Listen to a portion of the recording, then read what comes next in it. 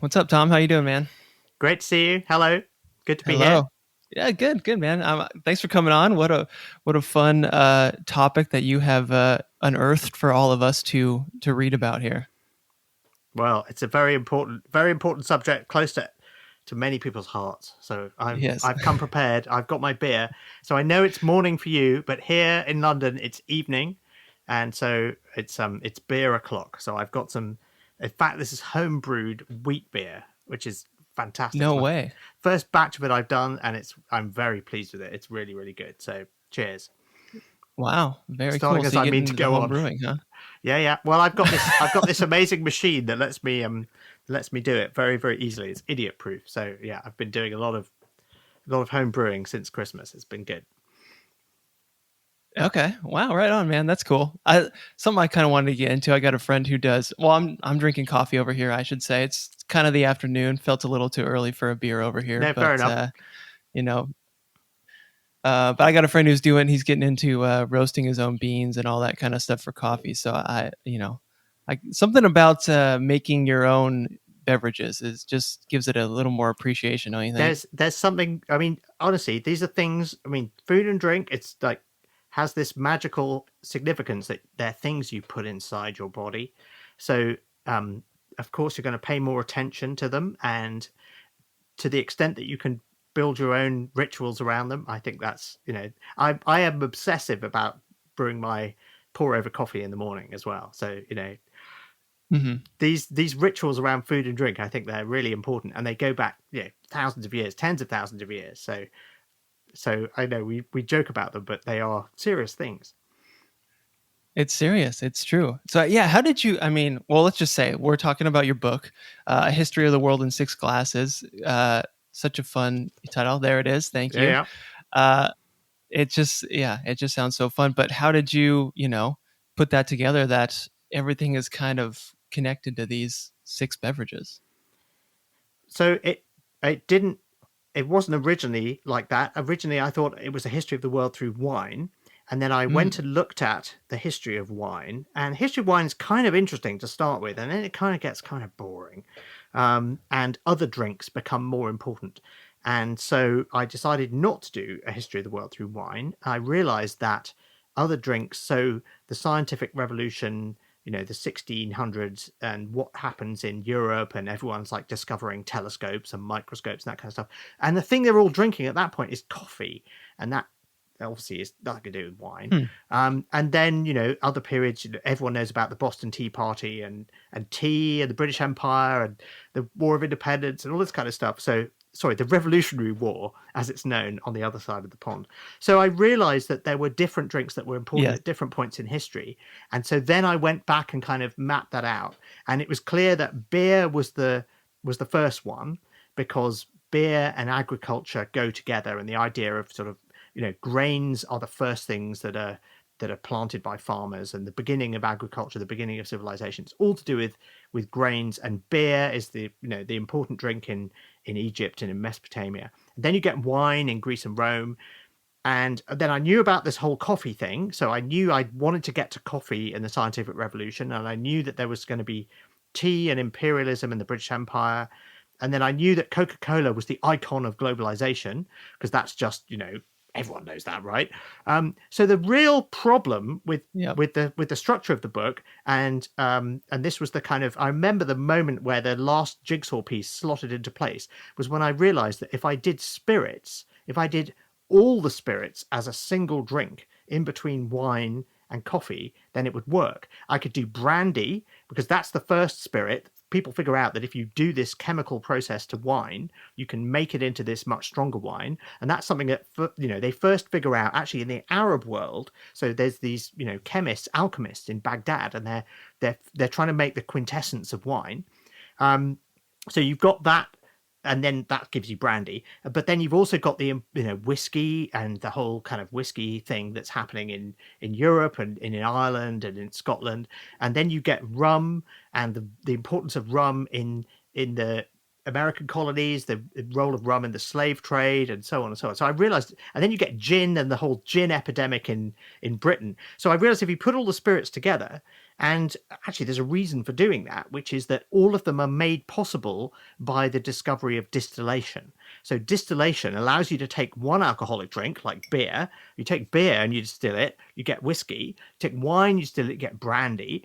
You take a kind of sugary water and distill it, you get rum.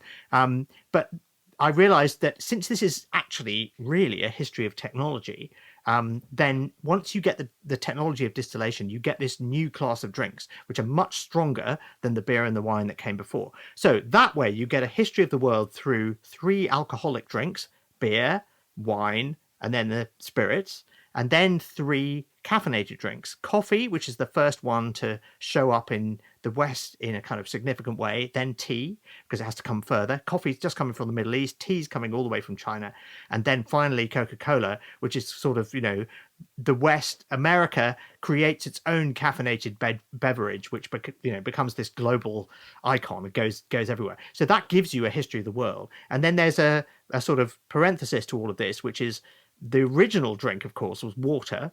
And then the thing that has taken over from soda since sort of 2010 or so, since the global financial crisis, roughly, is the rise of bottled water and the fact that people are obsessed with drinking mineral water, which is kind of crazy because, in most of the world, we have perfectly good tap water that comes out of the tap and we can drink it and it's fine. And we don't need to be importing mineral water from France. But anyway, so that's sort of the 7th drink. But that's the kind of wrapper that goes around it all, that we started drinking beer because it was safer than water. And then we went through all these other drinks. And then actually now we have safe water on tap in the rich world, at least. And yet many people are like, well, I don't want to drink that. I'm going to have Evian. I'm going to have, Fiji water, whatever. And so that gives you the kind of overall arc of the book. So cheers. Right. Yeah. Yeah, dude, I love it. And that's crazy. We're coming back, now that we got that was what was interesting, is that, all these drinks kind of had in common that they were a way to make water safe to drink, essentially, or make a beverage that was safe to drink, because water just was not very good for you, I guess. Well, it wasn't always. I mean, obviously people did drink water in the past, but they realized that it Sure. wasn't always safe. And they realized that, if you were a nomadic band of hunter gatherers, or whether you were a Roman army that was on the march, you wanted to set up your camp and you wanted the latrines to be downstream of the place where you were taking the drinking water, because otherwise you were going to have some problems. So yeah, there was always this problem that the water, and then if the first cities are established and you've got this problem that the water isn't always safe to drink. So Yep. beer and wine, I mean, in different ways, they make water safe to drink. Beer, you boil the water as you're making it, and that makes it safer. Wine is slightly different because you're making the juice of the grapes into an alcoholic drink. But when you then mix it with water, which is how wine was drunk for most of human history, it's people thought that adding water to the wine was making the wine safe, because they thought that drinking pure wine was it was too alcoholic, it was too dangerous. Actually, the opposite is Yeah. true, which is that adding the water to the wine makes the water safe, because you've got these natural tannins in the wine that are antibacterial and they make the water safe to drink. So this idea of water mixed with wine, it's much safer. And then spirits, we know that alcohol is we use it now to clean wounds. We preserve things in alcohol. The idea that alcohol is a safe, it's an antibacterial substance in itself. Clearly, that's safer than drinking water if there's nothing else to drink. And then coffee, tea, you're boiling the water in order to make them. And then Coca-Cola, by that stage, you're in the Right. in a more modern era where you're essentially producing it as an industrial product, and it's this industrialized drink, and so that's a different kettle of fish. But yeah, throughout history, these are all things that are safer to drink than water, and they all have these medicinal purposes. So the Egyptians made medicines out of beer. The Romans used, Roman gladiators, when they were wounded, they would pour wine into the wounds because they knew that wine was safer to use in that way than water. The first distilled drinks Wow. were regarded as these sort of miraculous drinks that could cure anything, and that didn't end well for some people. But we still use that now. We still use medical alcohol to clean things. So that's pure alcohol. We Yeah. recognize that that's how you clean surgical instruments and that sort of thing. And then coffee was supposedly cured everything. Tea again. I mean, tea is widely, regarded as a health drink now. And then Coca-Cola was originally a headache cure, and it did have cocaine in it, and it had other herbal ingredients in it. But originally, it was a medicinal drink, and then it turned out that people liked it so much that they would drink it throughout the year. They would even ask for it in the winter, which is weird because sodas were meant to be something you drank in the summer. So all of them have this sort of medicinal quality to them as well, which we now see with mineral water as well. Bottled water is regarded as like the healthy drink. So again, all of them are the smart water, vitamin water. Yeah, exactly. So you've got these sort of enhanced waters, but there's this long history of drinks being medicines, and so they all serve that purpose as well. And then they connect to all these political forces, and so just that was the idea that we're familiar with all of these drinks. In many cases, we've got them sitting in our kitchens, sitting in our cupboards, and they're relics from different periods of history. In some cases, very, very ancient relics. And so I wanted to kind of, with this book, make people see the history of drinks and see the drinks that they were consuming each day in a different way, and say, look, there's all sorts of history mixed up with these things. And one of the funny things about that is that this is a book that this ended up on the AP World History curriculum in the US because it's a way of getting teenagers to read about history. If you tell them that history is all about drinking, suddenly they're much more interested in it. So it's like you're spiking the drink with history rather than spiking it with alcohol. You're saying, here, try some of this, and actually you're secretly slipping them some history. So that's been an unexpected benefit of this. But yeah, it's really kind of opening people's eyes to the fact that there's so much history in these things that we take for granted as everyday beverages. Mm-hmm. Yeah, well, mission accomplished, man. The book definitely conveys that. It's so fun to read. And so do you think, you mentioned how they kind of all these kind of started or had people thought they were curative or had medicinal stuff to them. Was it because of, like you mentioned too, they all have, they're not just whatever, a bit like flavored water. They have caffeine or alcohol in them that kind of changes your mood or something like that. Is that kind of what you think attributed to their thinking that this is something crazy is going on here? No, definitely. So I think with alcohol, clearly it's sort of people thought that was magical. So when we raise a glass, oh look, I have one here. So when we say cheers, what we're doing is we are invoking, we're saying to the gods, because we're assuming that the magic of alcohol comes from the gods. So by raising a glass to the heavens, we're saying, bless this thing, whatever it is. When you have a celebration and you raise glasses, that's what you're doing. You're asking the gods to bless whatever it is. That's a very, very ancient thing. Similarly, bringing glasses together is a very, very ancient thing because you're symbolically reuniting the vessels. So, the first beer would have been served from these great, great big pots, and everyone would have had straws that they stuck into them because there was stuff floating on the surface and you didn't want to drink any of that. And so you would be sharing the beer. And then when they figured out, how to make pottery cups and how to share out the beer and all the rest of it, you would be symbolically reuniting the cups by bringing them together to say, look, we are drinking the same drink. And it's the same with, a bottle of wine. You serve a bottle of wine to people, and then you bring your glasses together. It's the ancient idea that you can tell that what I'm serving you is safe because I'm drinking from the same bottle as you. It's not poisoned because, if I'm poisoning you, then I'm poisoning myself. So we're drinking from the same vessel. So this is really, really ancient kind of idea of building trust with somebody through serving a drink. And that was kind of one of the original ideas of the book, which was, if I got in a time machine and I went back 5,000 years or 10,000 years or to any period, frankly, and I would land in, ancient Mesopotamia or Rome or whatever, and I wouldn't speak the language, and what would happen? I would be sort of saying, well, I have these strange clothes on, and eventually I hope somebody would say, look, I don't understand what you're talking about, but let's have a drink. And that would be a kind of universal language. They'd say, look, I don't know what the hell, where you're from, what you're talking about, but this is something that we all understand. Hospitality, sitting around the table, here's some bread, here's some beer or some wine or whatever. That would be something that, that would be universally comprehensible. So there's a sort of magic there, definitely in the alcohol. And then similarly with caffeine, when caffeine and caffeinated drinks are discovered and they have this this ability to sort of quicken the mind. So beer clearly slows you down, and you've got people drinking alcoholic drinks essentially throughout the day for most of Western history. And then Yeah. in the 17th century, in the 1600s, the caffeinated drinks show up, and people go, "Wow, there's a different thing we could drink first thing in the morning." So in Europe in the 1600s, people were having beer for breakfast. They were making soup out of beer. It was safer to do that Wow. than to have water.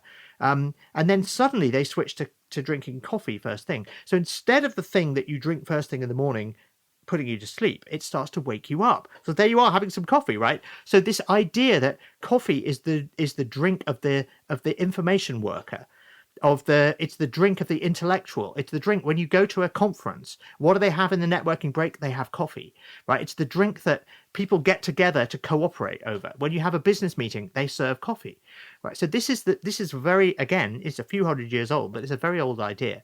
And then you get tea, another caffeinated drink, and then eventually you get Coca-Cola, which is this sort of universal caffeinated drink that everyone can drink. But in both cases, the magic ingredient, whether it's alcohol or whether it's caffeine, has these sort of social associations that we still have. We still link. We still think of this idea of beer being, the honest drink of the working man. You go to the pub next to a building site, and everyone's got their hard hats on, and they're drinking beer. And the guys who built the pyramids, they were paid in beer. They were paid in bread and beer. We have the records that show that and that's a very, very ancient idea that, beer is the honest. Homer Simpson drinks beer. Of course he does, because he's the everyman. He's the honest, working class guy. And what does he want at the end of the day? He wants some beer. And then wine is a bit more sort of fancy. Hmm. And then, when the boss comes to dinner, you need to get a fancy bottle of wine. So, you go and get a slightly fancier bottle of wine than you normally would. And this is a Roman idea. This is, again, a 2,000-year-old idea that wine should be calibrated to the to the situation, to the social class of the people who are gathered around the table. So this is a very, very old custom. And so when you have diplomatic meetings, you have the ambassador of France comes to Downing Street for a conference or whatever. What are they going to do? They're going to serve wine. Of course they are. So because that's the highest status drink, and they're going to serve the best wine. They're going to serve the best wine they can find. So now we have actual wine in Britain. We make wine, which used to be terrible. It's now actually really good. So they're thrilled to bits, because when foreign dignitaries come to London, we can serve sparkling wine that is as good as any of the best champagnes. It's and that's a real kind of geopolitical statement. Hey, look at us, we can make wine as well as the French. So there are all of these connotations associated with these drinks, and some of them are really surprisingly old. So that's what I'm trying to point out to people, that you don't realize it, but there's a pieces of history, liquid history in your homes, in your lives. And if I can wake you up to those associations, then when you next drink them, then you'll see it in a different way.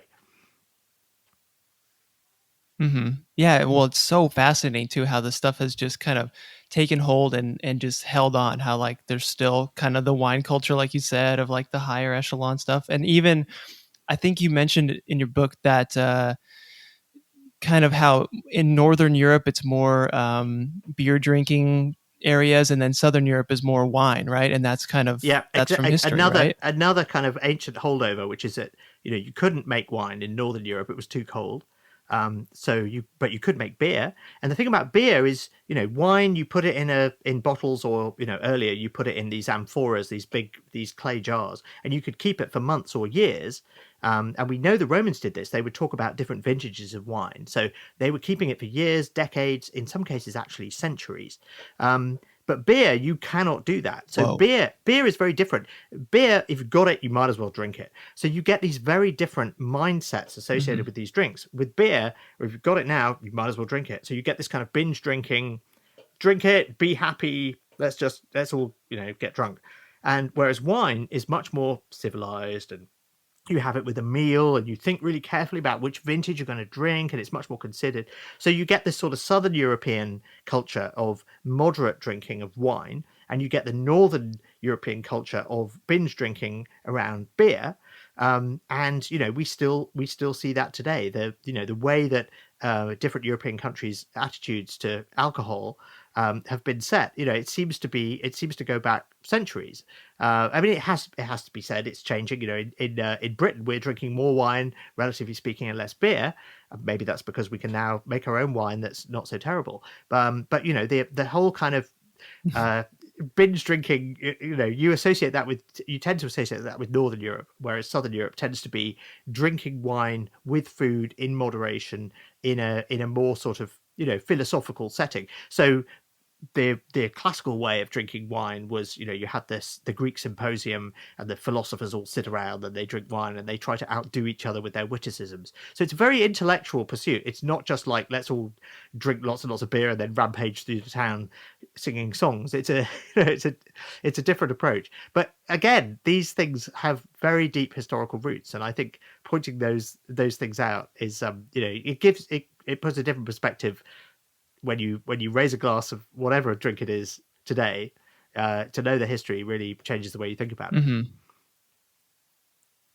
Yeah, totally. And I'm so fascinated by how we kind of went from, we just had water, really. Like, that was the only, there wasn't beverages available. We just had water. How do we go from that? How does beer arrive? Is it literally invented? Is it accidental? What's the story on that? So yes, people would have obviously, hunter-gatherer nomadic groups would have drunk water, and they would have looked for sources of fresh water. But I think what probably happened with beer, I mean, we obviously don't know because it predates writing. So we think beer probably emerged sort of 10, 15,000 years ago. You can make beer without pottery. So what probably happened is you've killed an animal, you've stripped all the meat off it, you're roasting that, and then you take the stomach of the animal and you can use that as essentially a cooking vessel, and you put water into it, and then you can throw other things into that vessel over a fire, and you can make soup. And so, they would have put whatever they had available into that soup. And if you put grains into that soup, so you make a sort of porridge, then if you left that overnight or for a couple of days and you came back to it, those grains would have naturally fermented. And somebody must have noticed this. They must have come across a campsite that someone else had left, or they must have come back to a campsite, and they would have found this porridge that was a few days old, and it would have been a bit fizzy, and it would have tasted a bit strange, a bit sour. But on the other hand, it would have had this wonderful sensation because it would have had alcohol in it. And this is because the Yeah. sugars in the grains have naturally fermented into alcohol. And so once people discovered this, they would have said, well, how can we make this happen, a bit more often? And we see this, there's evidence that some primates, so some, chimpanzees and so on, they will seek out fruits that they've gone off a bit, they've started to ferment, and there's alcohol. I mean, it turns out the alcoholic Really? content, yeah, right. So even if you eat a banana, a banana is about 0.5% alcohol by volume. So there's naturally small amounts of alcohol in fruit, and then if you let the fruit go off, it starts to ferment. And if you try and store grapes, then it starts to the grape juice starts to ferment. So, but anyway, what would have happened with these grain sort of porridges is people would have said, well, how can we make this happen? And they would have realized that you make a soup and you leave it for a couple of days, and then it starts to ferment. And if you put some fruit in there as well, then you're providing more sugar to ferment into alcohol, and that makes it stronger. So at some point, people figured this out.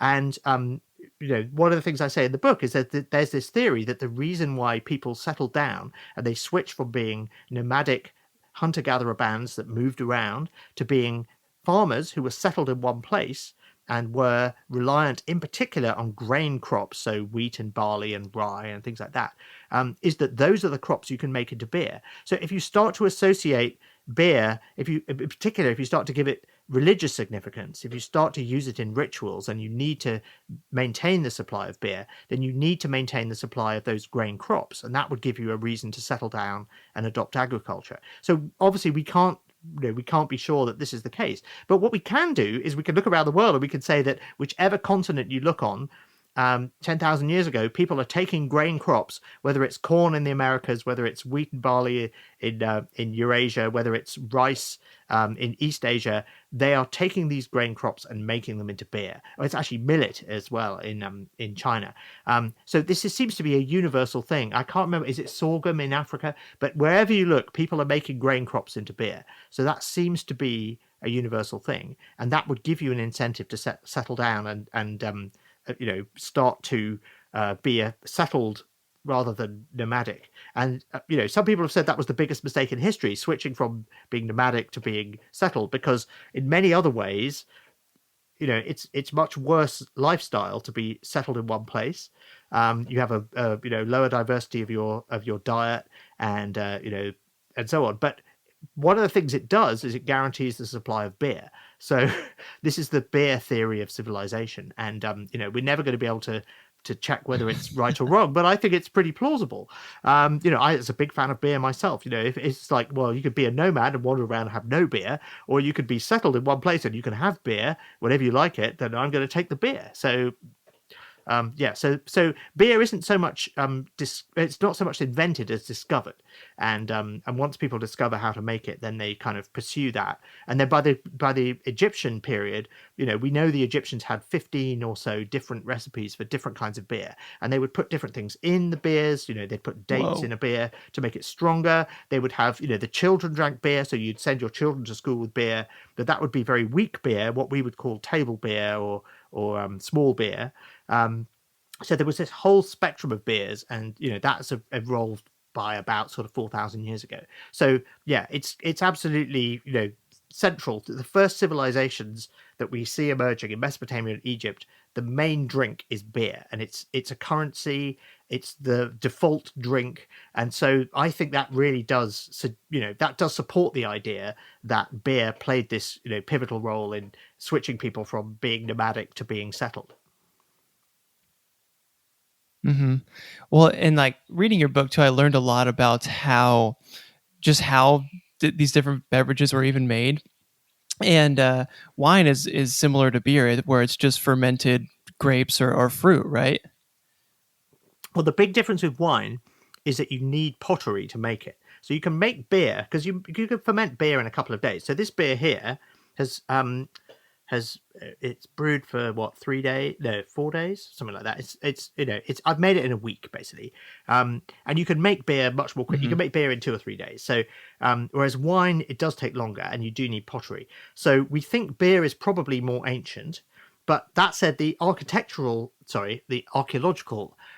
evidence is, there are pots that have been found in the Zagros Mountains of what is now Iran from about 5400 BC, and they are the oldest evidence of fermented beverages, and they are evidence for making wine. And that's what you would expect, because wine requires pottery and beer does not. So you would not find archaeological evidence for beer, but you would find it for wine, because you would find pots that have wine residues on them. So once you've got these big earthenware pots and you sink them in the ground, and they're probably originally fridges basically, so you bury things in the ground. The ground is cold. Once you go 2 or 3 feet down into the ground, it's pretty cold all year round. So you make these great big pots, and you dig a hole and you stick them in the ground, and you can refrigerate things in them. And so if you start to try and refrigerate grapes, what's going to happen is that the weight of the grapes at the top is going to squash the grapes at the bottom, and you're going to get grape juice, and then the grape juice is going to ferment. And so again, people noticed this, and they were like, well, I've taken all these grapes out, but the bottom ones are all rotten, but boy, is the liquid I drank some of it and it's fantastic. So then they started to ask, how can we make more of it? So obviously you squash the grapes, and then you get more grape juice out of it, and then they start to figure out how to make wine in larger quantities. And we can see there are wineries in the Zagros Mountains in something like the 6th millennium BC. So you do need pottery to do that, which you don't need for beer. But you can then industrialize that process, and you can make large quantities of it. And so then you get this sort of interesting contrast between beer and wine. So Mesopotamia, they're mostly growing grain crops, because Mesopotamia is much hotter, and they're making beer. And then you've got in the mountains, they've got the Zagros Mountains, they're making wine, and they're sending the wine in boats down to Mesopotamia. And the Mesopotamian sources talk about wine as excellent beer of the mountains. So in other words, they think of it as a kind of beer, just a really good kind of beer. And I think this also reflects the fact that modern beer has hops in it, which is a very recent addition. So that's a kind of 13th, 14th century addition. So, it's only in the last 1,000 years we've started putting hops into beer. Previously, beer didn't have hops, and it tasted a lot more wine-like. And if you've ever had a beer without hops in it, and there are some you can get sort of, recreations of ancient beer, I have to say they're not very nice. And they have things like juniper in them and Hmm. various herbs that are trying to use other things to balance the sweetness of the malt. But they are much more winey. And there is this sort of natural continuum between beer and wine, because those early beers would have had fruit thrown into them as well, and they would not have had hops. So they were kind of a mixture of fermented grain with fermented fruit, and so they were kind of wine-like. So you can see why the Mesopotamian sources refer to wine as excellent beer of the mountains, because as far as they're concerned, it's just a really good kind of beer. Anyway, what that means is, because the beer has to be brought down to Mesopotamia, um, because the wine has to be brought down to Mesopotamia, the wine is a high status drink. It's a more expensive drink, and it becomes associated with the Hmm. nobility and so on. And you get this in Egypt as well. You can see that wine, they do start to cultivate their own grapes and so on. But most people drink beer. So the people who build the pyramids are drinking beer, and it's just the royal family and the nobility who drink wine. So you get this idea very early on that wine is a higher status drink than beer. And then what happens in the Greek and the Roman world is, because those parts of the world are so well suited to growing grapes, that you get much more wine cultivation, and they kind of turn their noses up at beer, and they say, well, those previous cultures, they only drank beer, but we drink wine. In fact, even our slaves drink wine. I mean, in fact, they're drinking pretty horrible wine, but the wine is that they take it as a sign of civilization, that everyone in their culture gets to drink wine. And then they have this idea that there are these different gradations of wine, and the emperor drinks the best wine and the slaves drink the worst wine, and the soldiers get given their daily ration of wine, and so on. And again, that's a very ancient idea that we still have today. When the boss comes round, you get a slightly better bottle of wine than you normally would, because it's a more important occasion, or someone's birthday or Christmas or whatever. You maybe get a better bottle of wine than you would normally have. So again, that's a very, very ancient idea. And so that's so interesting because where it just kind of comes from, where beer was just kind of easier to make. It was there. Wine was, you had to transport it. It was tougher to make. You had to have pottery, like you said. So that just kind of where the idea arises that wine is higher status, just from the fact that it's harder to get. Yeah, I think so. I mean, so those early cultures, it was harder to get, and then also you get the spread of wine from the Eastern Mediterranean around the rest of the Mediterranean, and so the people who are bringing the wine in, and starting the wine cultivation, in North Africa, um, in the Western Mediterranean, south of France, in Spain, and so on, they are bringing culture from the Eastern Mediterranean. So wine and culture become very closely associated. One of the things that happens, one of the great trading nations at that point is Phoenicia. And they are, as well as spreading wine, they're spreading the alphabet. And the alphabet we have now is descended from the Phoenician alphabet. And, one of the reasons that they did so well, that people were interested in trading with them, and they were able to set up all these trading ports and all the rest of it, was that they were bringing wine from the Eastern Mediterranean. So wine and culture are very closely aligned. And then again, Greek culture, the Romans very much want to imitate Greek culture. So the Greeks have these particular drinking rituals with particular drinking vessels and so on, and painted vases with pictures of stuff. And the Romans are like, yeah, we really want to show how sophisticated we are, so we're going to copy that, and we're going to do our version of that. And so it becomes this totem of civilization, of being cultured, of understanding wine. And we still have this today. It's like, what's the worst thing that can happen? You're going for an interview with somebody, for an investment bank, and you're in Midtown New York, and they go, right, you order the wine, and they give you the wine list. And that's like a lot of people's worst nightmare, because they are judging you based on your ability to pick a wine, right? Why is that? And Hmm. it's because it's how well do you understand this ladder of quality, and how sophisticated are you really? And that's a very ancient idea. So there you go. I'm sure that's not happened to a lot of people, but Yeah. the whole kind of, here's the wine list, you decide, that is very much a challenge. And it's also kind of how well do you understand the gradation of these wines? How will this reflect on? How will your choice of wine reflect on you? What does it mean about you?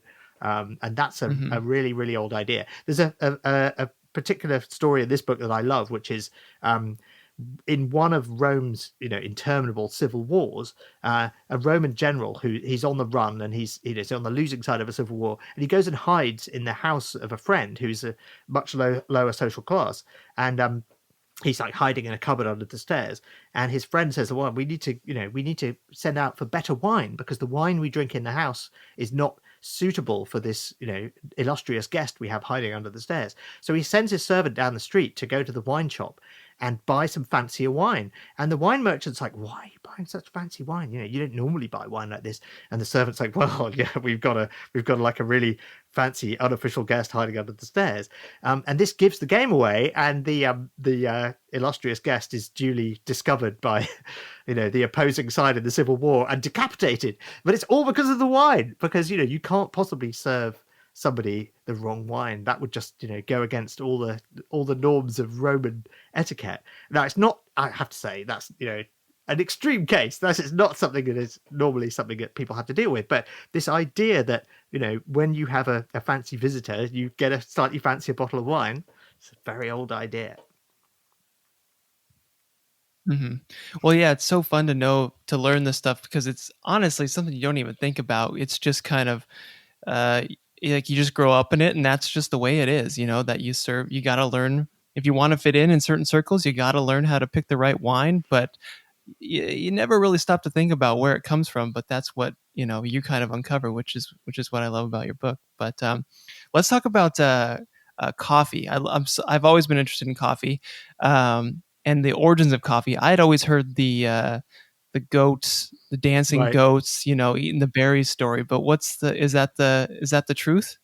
Well, we don't really know. I mean, it's from kind of Yemen, Ethiopia, that part of the world, and there is this story, yes, that a goat herd notices the goats are eating the berries, and they kind of get a bit frisky, and he's like, maybe there's something to it. But it does seem to be the case that people in that part of the world realize that if you take these berries and you roast them, and then you grind the, the roasted berries, and then you make a drink out of it, that it does have this sort of invigorating property to it. And so it's a drink from the Arab world, and then you get the rise of Islam, and it then becomes this alternative to alcohol. So alcohol, is prohibited in the Muslim world, and so the taverns they're replaced by coffee houses. And what's really interesting is that when coffee spreads to Europe, it's not just the drink that goes to Europe, it's the idea of the coffee house that goes as well. And the idea that the coffee house is like a more respectable place to get together and drink with your friends than a tavern. And you would never like try and do business in a tavern because that would just be like a disreputable place where everyone gets drunk. But a coffee house is much fancier, and it would have mirrors on the wall, and it would have all the the latest newsletters and pamphlets. And this is all just at the point where printing has taken off, and the idea of sort of exchange of information through newsletters and pamphlets and newsletters is all starting, and newspapers, all of that sort of information society is starting. And the idea that some people's jobs are involve sitting at desks and shuffling information and bits of paper, the original information workers, that's all happening in the 17th century in Europe. And so coffee is the perfect drink for those people because it sharpens the mind and it gets them going in the morning. And when they're doing all of their pen pushing and clerical work, it makes them better at their jobs. And so you get this explosion of coffee houses across Europe, but particularly in Europe, particularly in Britain, and particularly in London. And you think there are a lot of Starbucks around now. If you look at the number of coffee houses per capita in London in sort of 1680, 1690, it's actually higher than it is now. There are so many of them, and people use the coffee Whoa. houses as information exchanges. So you would say, because we didn't have street numbering in those days, so you'd say, write to me at the Rainbow Coffee House. And so people would write to me at the Rainbow Coffee House, and then I would go to the Rainbow Coffee House to check my mail, and I'd read the latest news, and then I would just discuss things. And the different coffee houses were associated with different subjects. So the scientists went to the Rainbow, and the Baltic Coffee House was where all the people interested in Baltic shipping went to, and Lloyd's Coffee House was where you went if you were involved in insurance for shipping, and the clerics went to a different coffee house, and so different professions went to different coffee houses. And if you wanted to catch up on what was happening in a particular field, you would just go to the right coffee house. And so you would see people moving between coffee houses, and so sometimes you could rent a desk at a coffee house, and you could say, you'll find me at the Baltic Coffee House on Thursday afternoons if you want to do business with me.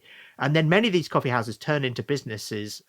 Jonathan's Coffee House becomes the London Stock Exchange, Lloyd's Coffee House becomes the insurance business, and so on and so on. So you do get this sort of innovation that's happening, exchange of ideas. One of the reasons for this is that coffee houses supposedly have this sort of egalitarian social approach. The idea is that when you step into a coffee house, everyone is an equal and everyone can talk to everyone else and you can exchange ideas. So it's a place where ideas can cross social barriers in ways they couldn't before. Now, we don't know how true this really is. There's a bit of a debate about whether women were allowed into coffee houses or not. It seems that they were in some coffee houses and not others. There wasn't an absolute ban. But certainly the idea that people of different classes could meet in coffee houses and discuss things meant that you had more of a kind of social mixing and more ideas mixing, and that would have that would explain why you get this incredible not just scientific and technological innovation but financial innovation coming out of the coffee houses of the 17th century, both in Britain and in Holland, and then in the 18th century in France as well. The French Revolution is really something that emerges from coffee houses where people are discussing how unhappy they are with the political situation. So yeah, you get this kind of social media effect where the coffee houses are information exchanges where people who would otherwise not encounter each other and ideas that would otherwise not mix encounter each other and mix. And so I find that I'm particularly fascinated by that period because it feels so sort of relevant to the way things are today. And if I could get in a time machine, go back to any period, it would be London in the 1660s. I would take a lot of antibiotics, obviously, with me. But that's the period I'd like to go back to because it's a time when there's an enormous amount of innovation happening, and it's all fueled by coffee. Yeah, it's so interesting how how those coffee shops developed like their own topics. I never had known that or even thought of that, but it makes so much sense. It's almost like a specialized, like you sign up for a newsletter or something, or go to a Yeah, blog and that's the topic newsletters, that you're exactly. interested in. So we think Substack is a new thing now, but if you look at the original subscription newsletters, they arise in actually 1620, in the 1620s in England, and it's because people want to know what's going on with the gossip in England. And then when the coffee houses get going, the coffee houses end up being the best place to go and gather the gossip and the information, because you can just go to the different coffee houses and find out what people are talking about in different fields. And if you look at the diarists of the period, Samuel Pepys and John Evelyn, they're going to the coffee houses, and you get a flavour of the extraordinary. It's a sort of it's a bit like when you go to Twitter, whatever you think of Twitter, certainly when you go to Twitter, you can never quite sure what you're going to see. You're just going to get a whole load of random thoughts and ideas from the people that you follow. That's what going to the coffee house was like. It was this sort of potluck.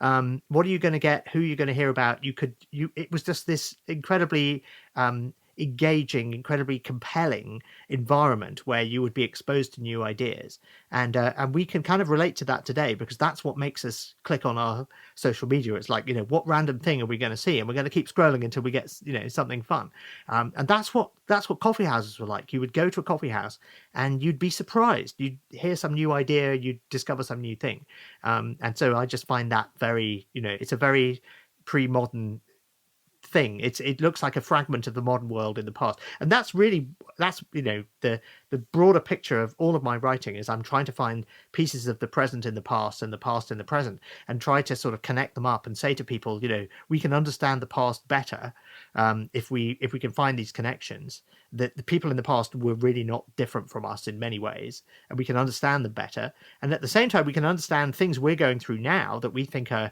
unprecedented and unusual and never happened before. Well, actually a lot of them have, and if you look at how people dealt with problems that we have now in the past, then maybe we can learn from that. So that's the kind of meta story of a lot of my writing, which is sort of trying to connect up these different time periods and do this sort of virtual time traveling. Hmm. Well, and I mean, it's so clear how we still have coffee houses for the same similar reasons. Today it still exists, really. It's still the drink of innovation. So yeah, So how did yeah. If you have go to a conference, what's the drink where they serve in the coffee break? What's the drink you have a meeting? And also the sort of what are the hotbeds of innovation in the world at the moment? The Pacific Northwest, where you've got Amazon and you've got Microsoft. And, yeah, it's also they're like coffee central, right?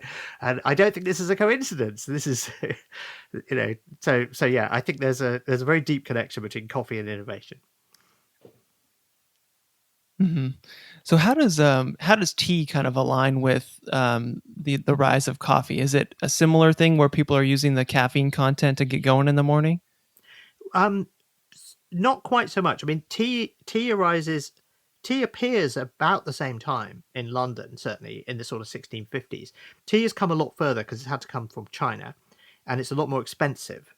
And so coffee is more available, is cheaper. You have the coffee houses. You also have chocolate. So the coffee houses are serving hot chocolate, which is another new drink. There's a bit of skepticism about chocolate, certainly in London at the time, because it's associated with France and Spain. So it's associated with Catholic powers, and you're a bit of there's a political connotation to drinking chocolate, which is that maybe it means you're actually a Catholic, which is frowned upon in some circles at that point. So tea is slightly different. We have evidence of tea coming into Europe, around that time.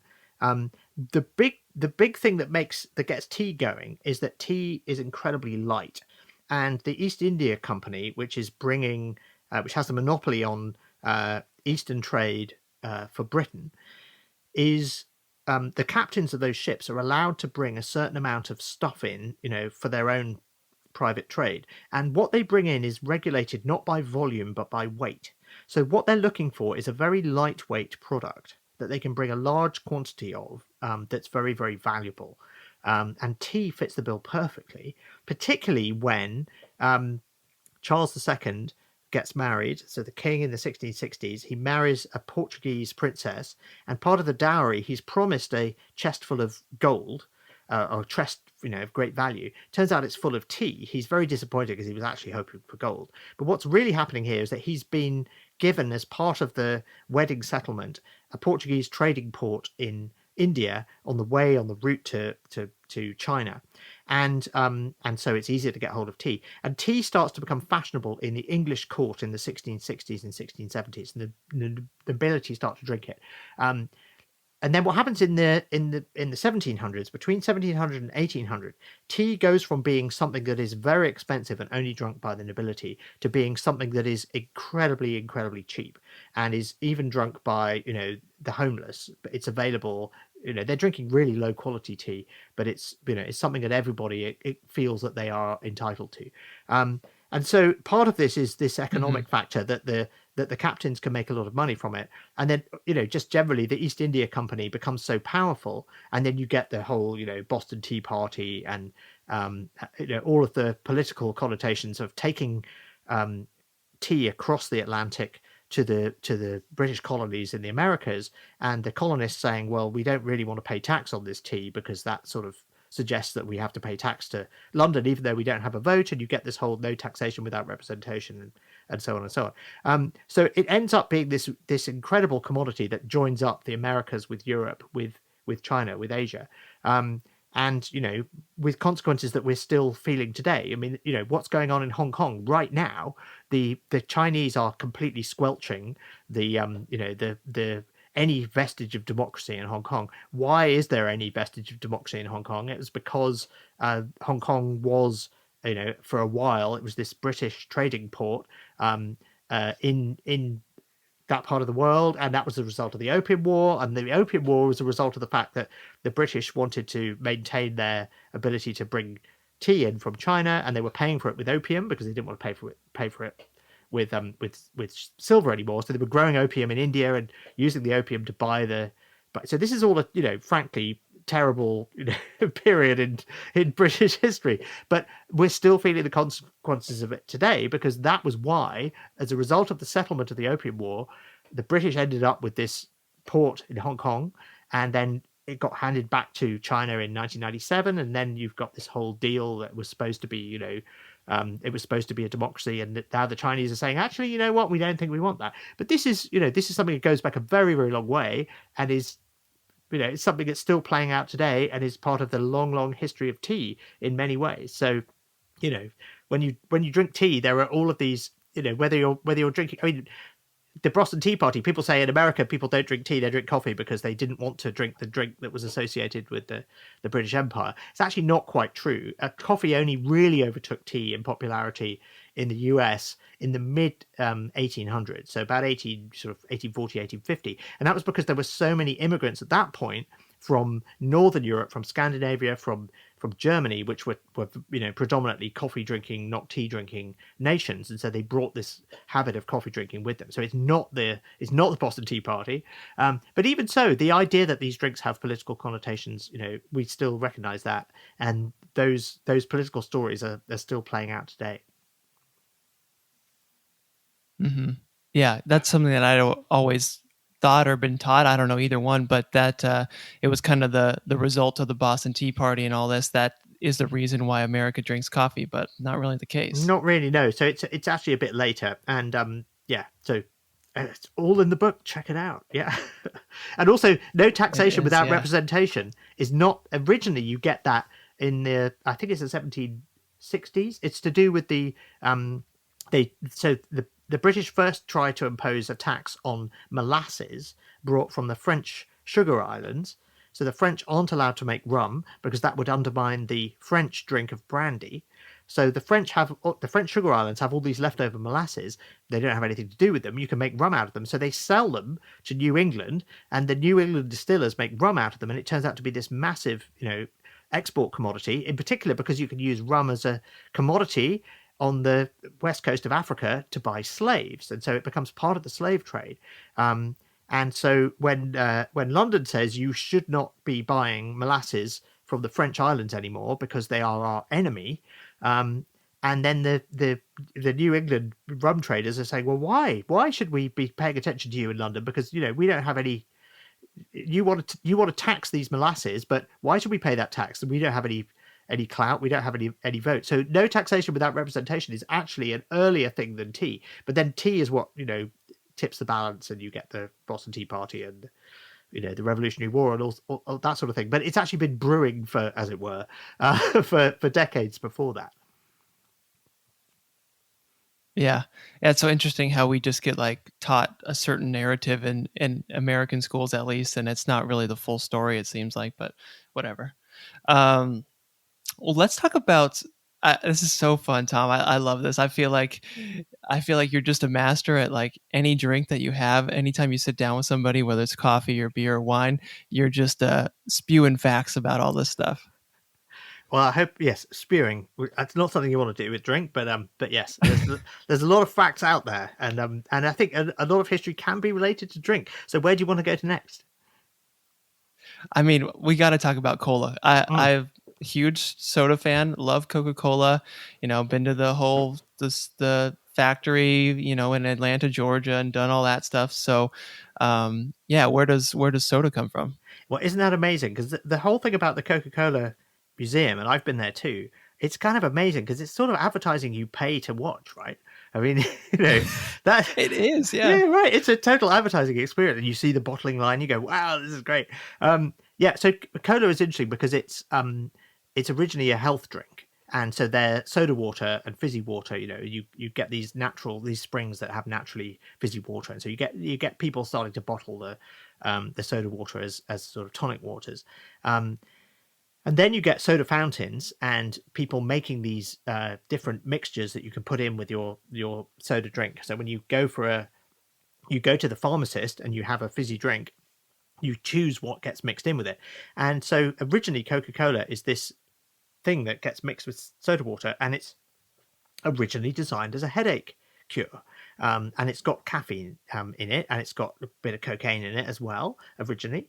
And that, if I don't know if you have a headache, I mean, very often if you have a headache that's caused by caffeine, actually having some more caffeine can help resolved that. But it's essentially marketed as a health drink, and it proves to be very popular because normally these soda drinks are something that people drink in the summer, and then in the winter they don't want to drink cold drinks.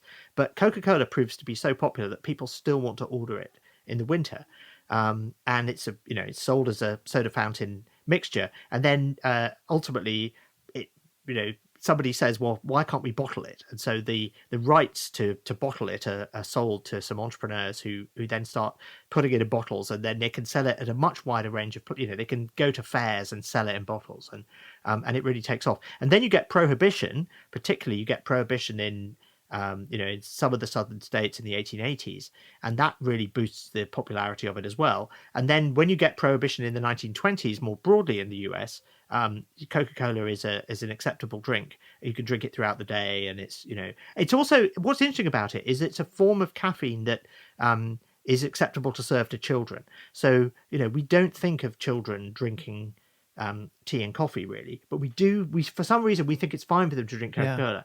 And then of course maybe they get a bit frantic and run around and go a bit crazy. But and obviously we don't have Coca-Cola for breakfast, although actually some people do in some parts of the world. Some parts of the US you do have Coca-Cola for breakfast, but it's weird because it sort of crosses borders that other caffeinated drinks were not able to cross.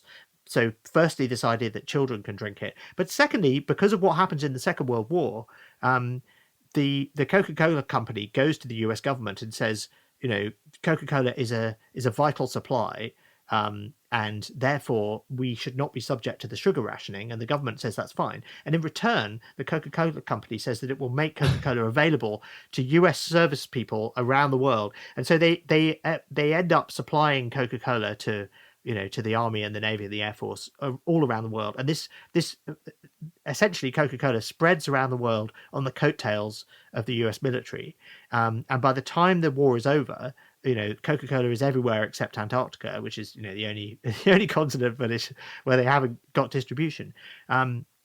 And so it becomes really associated with America and with globalization, and with the negative connotations of that. So in Europe, after the Second World War, there are people who are worried that Coca-Cola factories are sort of secret American military facilities, and that there are like nuclear weapons hidden in them. And people talk about Coca-Colanization and all this sort of thing.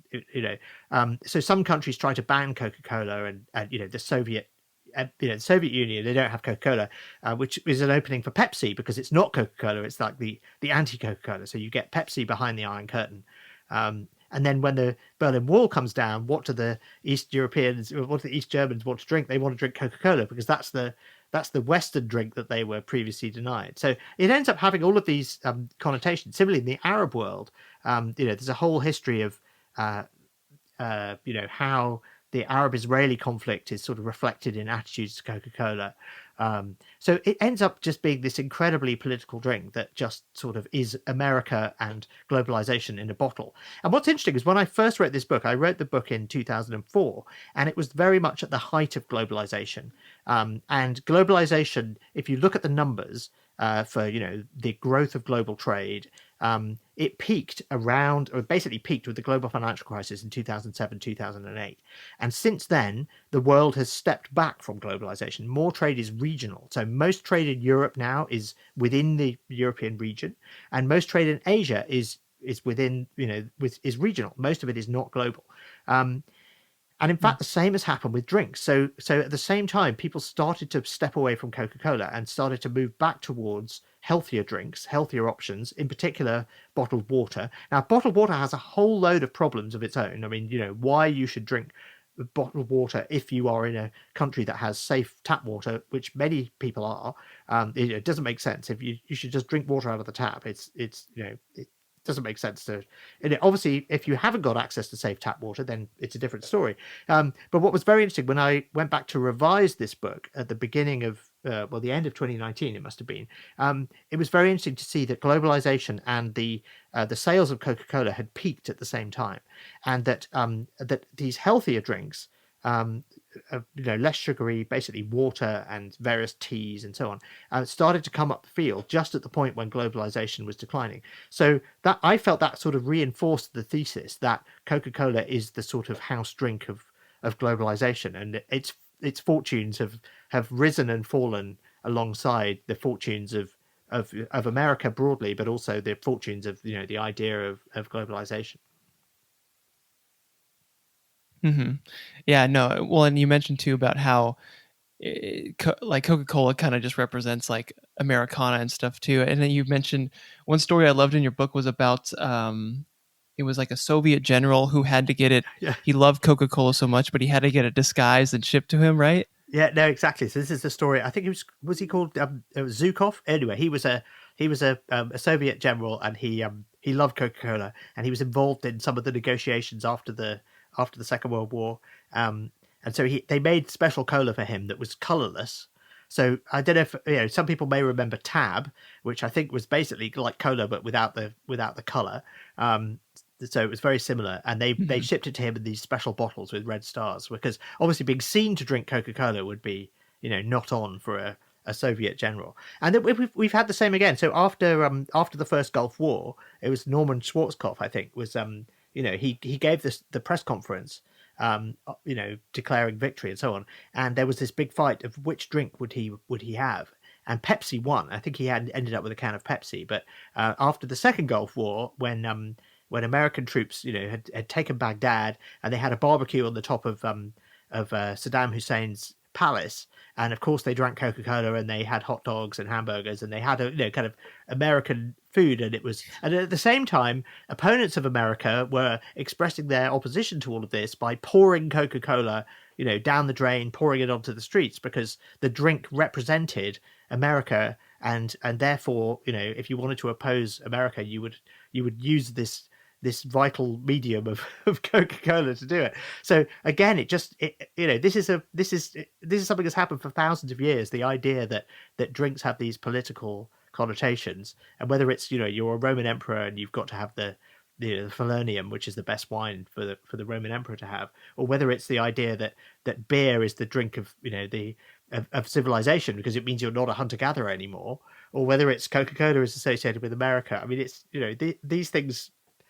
This is a very, very long story, a very old story. And tea. Tea. It's always the British having tea and being obsessed with having tea, and it's always the sun never sets on the British Empire. That means that it's always tea time somewhere. These are just very, very ancient connections, and they have a very deep history. And I think just pointing them out to people now, it changes the way you think about the drinks that you drink. Hmm. Well, what's so crazy too to me is that it's, these six drinks are basically everything that we still drink. It's maybe there's, the different varieties. They got coffee Coke now, where they combine two of them or whatever, but it's still what we drink. Yeah, exactly. I mean, there are some drinks that I have. Coffee is the drink I focus on in the 17th century and 18th century, and chocolate was part of it. So maybe chocolate gets a bit of get a bit of a short straw. Gin, similarly, gin is a big deal in Britain because there's a whole load of deregulation in Britain to basically make the farmers happy. So to create a market for the oversupply of wheat, there's this gin craze that happens in the early 1700s. But I didn't really go into that. And then there's some interesting new drinks coming out of China now. So they have their own particular spirit, but then you have other drinks that are popular in Asia. So I'm not claiming this is absolutely everything, and this is a very I'm the first to put my hand up and admit this is a very Western centric, Eurocentric view of history. But the fact that drinks play a role, even if you just take that narrow view and say here's a version of world history, the fact that drinks are so important in it, is not an accident. I don't think. What people eat and drink is what powers what keeps them alive, and it's what powers civilization and what powers history. So I think looking at those sort of everyday aspects of what they do, instead of just looking at like who was the president, who was the prime minister, who were the generals, and who won the battles, I'm saying what are people drinking, what are they eating, what are they all doing. I think there's a different way of looking at it, and I think it's a valuable and useful alternative perspective. Yeah, totally. It's a lot more fun to learn about history that way, I think, and it is extremely important, like you have demonstrated for sure. The beverages, have shaped, you know, cultures and countries and policies. It's crazy.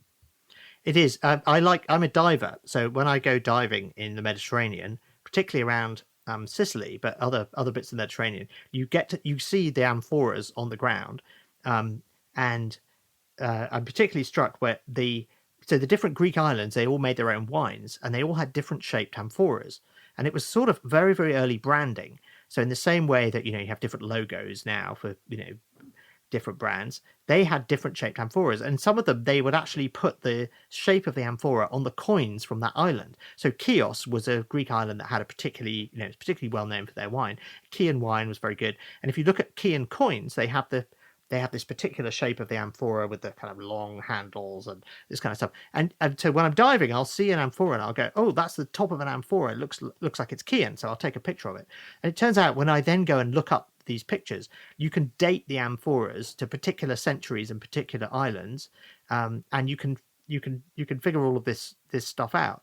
So you've got this sort of fingerprint of what people were drinking at different times, and it's all just right there in the pottery, which is a particularly crazy way that the history of drinking comes back to me in a different way. But yeah, I mean, it's just once you're kind of attuned to this way of looking at the world, you just see it everywhere. And you see Starbucks and you go, well, Starbucks is, it's sort of a continuation of the 17th century coffee house culture. And the fact that they have internet in there is what you'd expect, because people went to the coffee houses in those days in the 1660s to get their mail and to get the news. And so, of course you want Wi-Fi.